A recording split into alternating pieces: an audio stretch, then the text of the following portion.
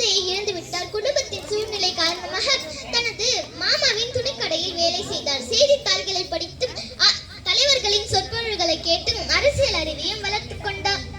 அவையே அவரை விடுதலை போரில் ஈடுபடுத்தின. பின் காங்கிரஸ் கட்சியின் தொடனாக சேர்ந்தார். விடுதலை வீரர் விளங்கியவர். காமராஜர் உப்பு சத்தியகிராமன் ஒத்துழைமையாக இயக்கம் வைத்த அந்நிலையே துணி எரிப்பு சட்டை மறுப்பு இயக்கம் முதலிய போராட்டங்களில் ஈடுபட்டு பல முறை சிறை அடைப்பட்டார்.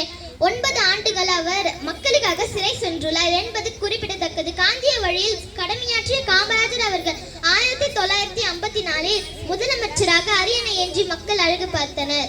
மக்களுக்கு மதிய உணவளித்து மனிதனின் பசியை தீர்த்து குழந்தைகளுக்கு தொடக்க கல்விகளை திறந்து இலவசமாக படிக்க வைத்தார். நன்றி.